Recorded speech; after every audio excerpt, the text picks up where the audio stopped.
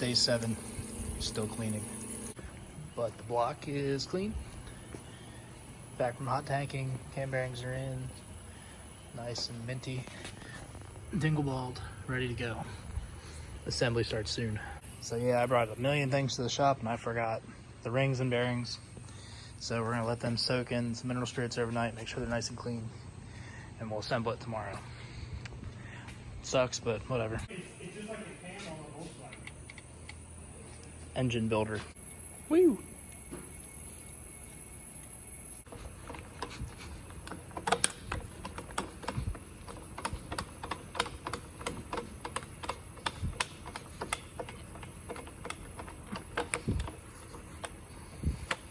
Looks pretty good now after a night of chemicals. Yeah, boy. We got rotation.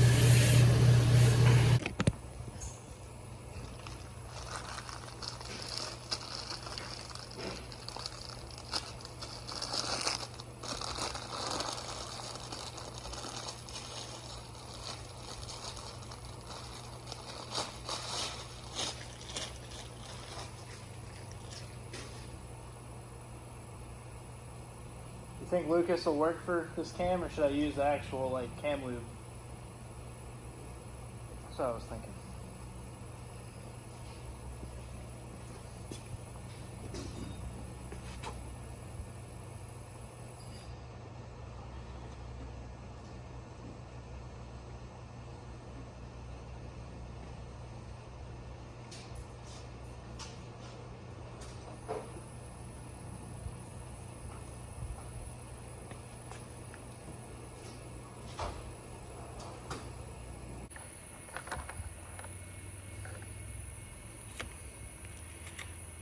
$15 more to go.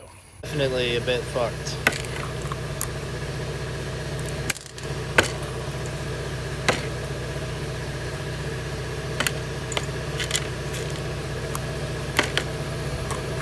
A lot of them fell right apart. Like that one. It's beautiful in there.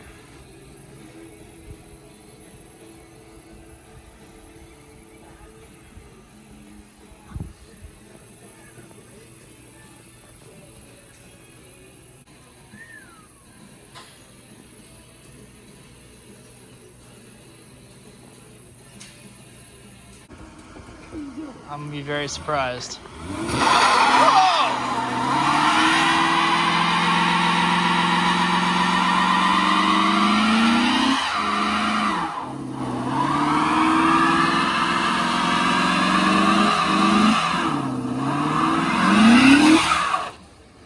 So we got the engine assembled. Zach and Austin with the E30 showed up to pick some stuff up, and I torqued the heads while they were here, so I didn't get any video. But I went to test fit the new water pump so I could test fit the intake and the throttle body to do any grinding that I needed to do, and realized this timing cover don't fit like at all. It's a little bit thicker in the front than the factory GM timing cover, so that one's in the parts washer now, getting cleaned up.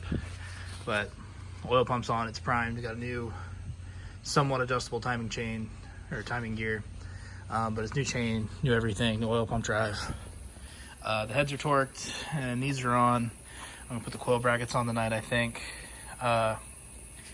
New knock sensors, new knock sensor harness, got a new cam sensor coming, a new oil pressure sensor coming. And the other problem we had is I tried to put my ATI balancer on, which is down there, and it's a 10% underdrive according to the part number.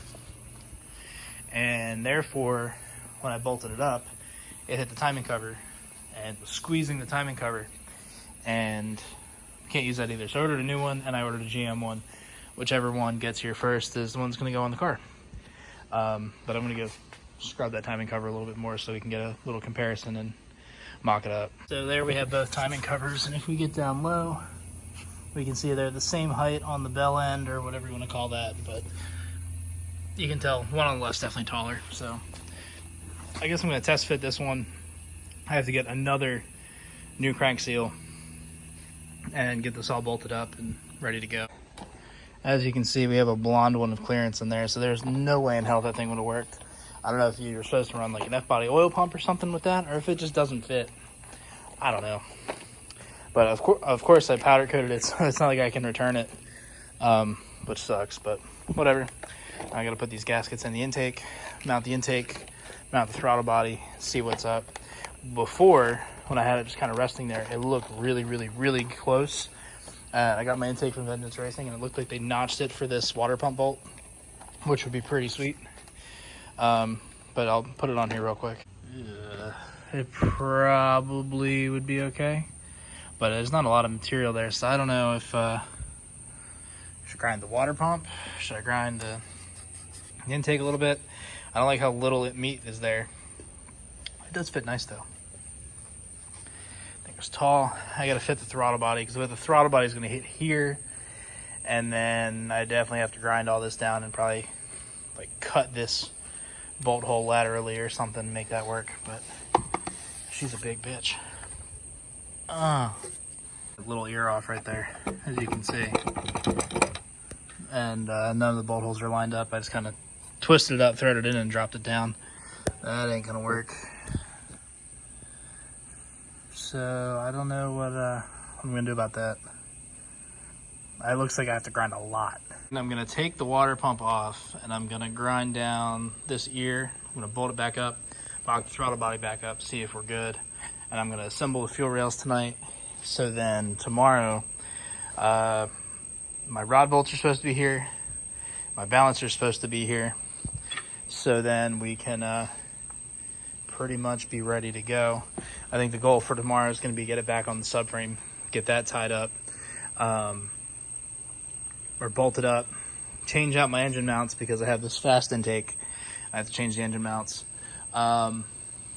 Get the car lowered onto the subframes, or get the subframes up there, get that bolted up, so then I can kind of hang out here probably Wednesday night until like 1 or 2 o'clock in the morning and literally just bolt everything up, get the computer thing figured out, and then probably Thursday see if it starts, and then I gotta call around and find a tuner. But I think that's gonna be it for today's video. Because this is like 3 days worth of footage. I don't want it to run into like a big 13-minute video. So yeah, stay tuned for next episode. We're gonna have probably 3 or 4 more, and I'm gonna try to get a day off to go up to the dyno, just so I can watch. Seems like it'd be kind of cool. But anyway, thanks for watching.